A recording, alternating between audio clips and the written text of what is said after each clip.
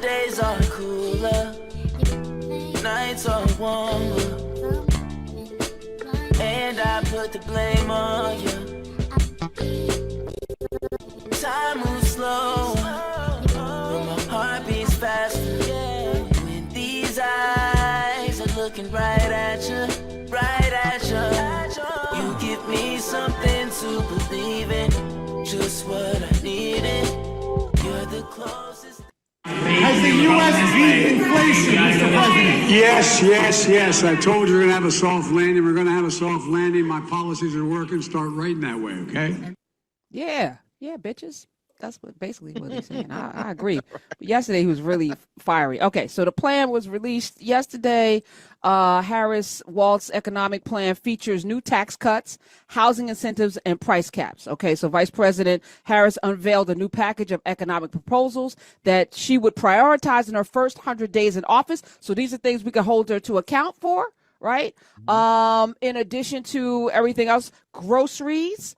Harris will work with Congress to advance the first ever federal ban on corporate price gouging. So everybody complaining about eggs and milk, that ain't the government. That's these companies taking advantage. Gas, that's these companies taking advantage, which they always do, by the way. Oil can be down and they'll keep the prices up. Okay, they have the ability to lower the prices, which is why we are strategic with our dollars and let all of them know and maybe only get gas from one place and let the other ones know, hey, this can happen to you too if you don't get it together. But she's going to work with Congress to pass a bill. Now, Republicans, get your act together. Or how about we show up in November and vote the Republican assholes out? Okay. Yes. And this would include clear rules so that corporations can't unfairly exploit consumers to run up excessive corporate profits on grocery, staples, etc. And she also will investigate and penalize violations. I love this.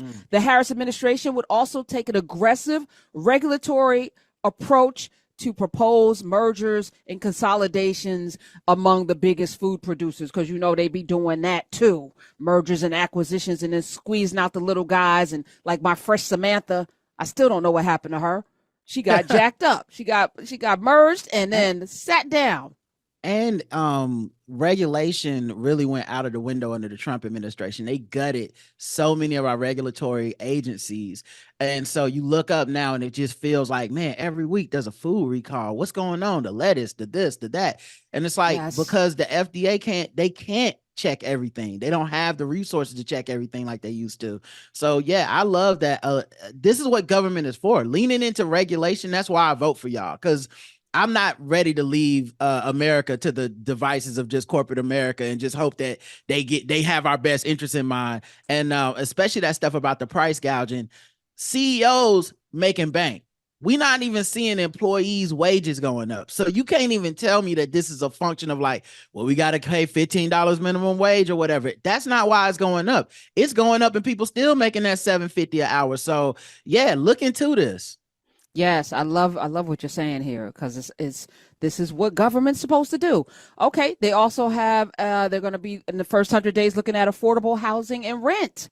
Harris' plan would help cash-strapped renters by blocking data firms from hiking lease rates. And by preventing Wall Street investors from buying homes in bulk to resell at a premium. We know, was it BlackRock? One of them buying up all residential housing and then pushing it back out, or all of the shenanigans. Trump is one of those real estate people that did exactly that, and also discriminated against people from being in his housing. His daddy did that too. I'm gonna say less about that. The Harris plan will also call for the United States to construct 3 million new housing units. This is the government now, not people. 3 million new housing over the next 4 years. In order to facilitate that, she will call for new tax incentives for builders who construct starter homes. This is, and some of y'all are in this business. This is beautiful. Oh, she's not for us. Yeah. Stop it. Any changes to the tax code will require congressional approval, of course, and depend heavily on which party controls the House and Senate. That is a nod to you to get your ass out and vote for your Senate and your representative, and make sure you vote a lot of you. one person voting a lot, but getting a lot of you to the polls to do this. Yes. And this is one of those things too that benefits Black people disproportionately, because we often do more renting than owning of homes. When we buy a home, we're often the first time home buyer.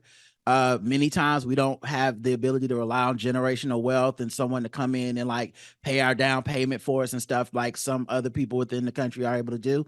So like all of these incentives are helping us to be able to establish generational wealth, establish ownership, establish better credit and stuff like that. And so like these are things that benefit us. And the reason I want to highlight that is because there'll be people out there that say like, well, what this gonna do for Black people? We're the Black, and it's like, just because they didn't write Black on the name don't mean it's not going to help us more than it's going to help other people.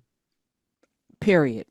To your point, there will also be in this plan, there's also in this plan, she's expanded to provide working families who have paid their rent on time. So that's key. So those of you who have not paid your rent because you were during the pandemic and they didn't let they let you not pay your rent, and then you aren't caught up, and then they're saying, run me my check, you won't be eligible. Much like some of you who are in forbearance with your student loan debt and wondering why you didn't get it forgiven. There is a benefit to paying things on time and making sure you're a good steward of if you have little funds, being a good steward of those little funds pay off in the end. Making sure your credit is good so that you are ready for the windfall and you're ready for the increase. So I'm saying this now. This may go into effect 8 months. Make sure you're paying on time the next 8 months to you, like, be vigilant, because that's going to help you, especially now that they're going to be taking into account rent payments as well to your credit score.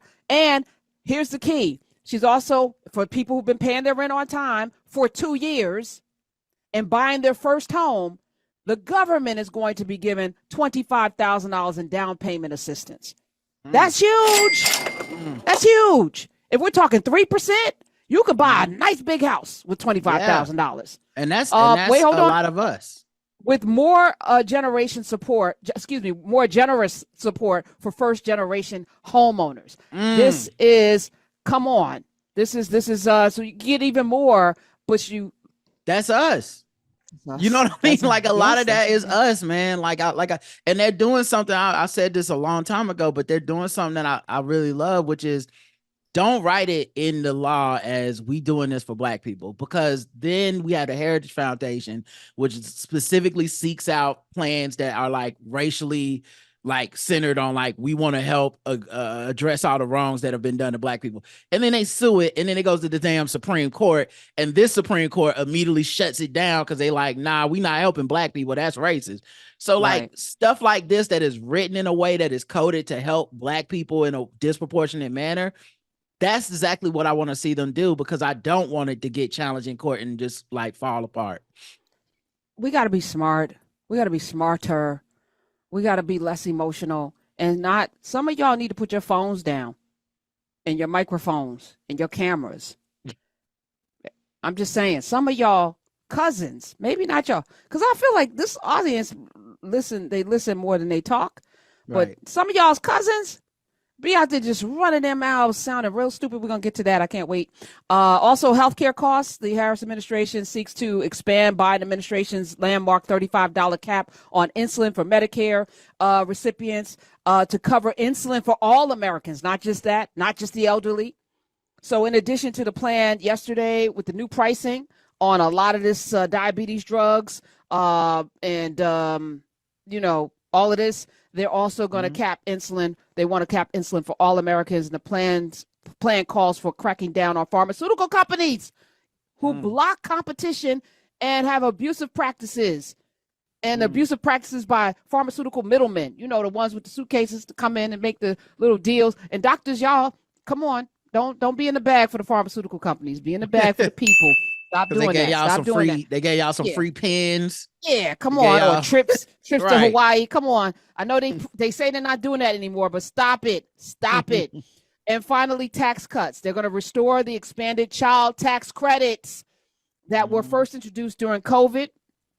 Longstanding goal of the Biden administration, and one that Harris says she will take up if she's elected as president. She will go one step further, she said, and propose expanded tax relief for up to $6,000 for families with a newborn. So yes, she's not just leaning into the women with the single with cats.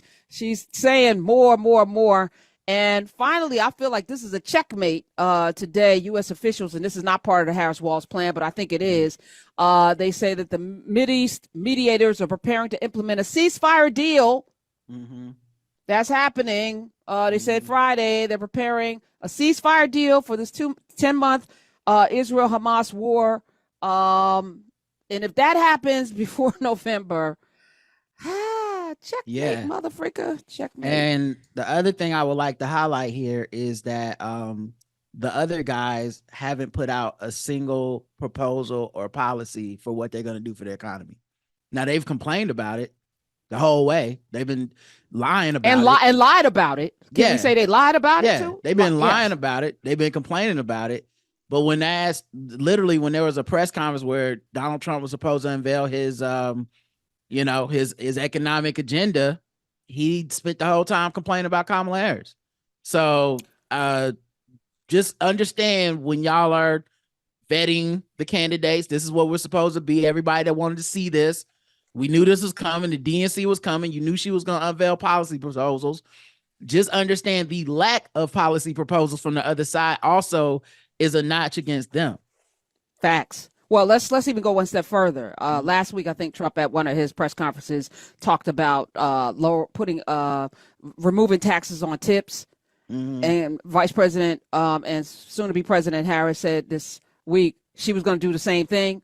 Well, there's a big difference. When Trump says tax on tips, his tips, the black guy who tips.com, his tips are not like ours. Them tips are not like our tips, okay? As a matter of fact, we have a clip making the distinction between Trump's removal of tax on tips and Vice President or President Harris-Walz tax on tips. Play the clip. Kamala Harris has said no tax on tips. Donald Trump has said no tax on tips. What's the difference? Kamala Harris has specifically said no tax on tips for service or hospitality workers.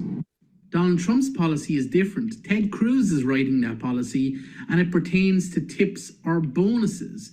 So if you earn $1 million and 500 grand of that is a bonus, then you don't pay tax on that 500 grand. That's why the distinction is important. Kamala is talking about those workers who need a break most. Trump is talking about his fucking buddies. The two candidates can have a great idea and it might sound fantastic, but when you dig a little deeper, one is bullshit and one is real. It's up to you to decide. Black guy who tips, Roderick Morrow. You actually tip. I think people should be paid a living wage who serve, and they shouldn't have to divvy up tips, and it shouldn't even be a thing. But when he said that, I said, yeah, when we won the Pulitzer at the Daily News, we got a check. Mm-hmm. That check and a bonus. The bonus was taxed. I said, where's the money? Do you know what I'm saying? Anybody that gets bonuses, the tax rate on a bonus is so much more than it is on your regular money. That's what Trump is going. And if it's $1 million, the Wall Street crowd, they get them bonuses all the time. He's going to consider that a tip. Right. Of course, there's always a catch with this bull. Like with them, it's always a catch. And so, yeah, I'm not surprised that that it applies to bonuses and try to sneak that one in there because, that's a lot of times bonuses are taxed at a higher rate, but that's because they're bonuses, and it's for people that already got paid a living wage at the job they have. And it's like, oh, here's a nice bonus for you.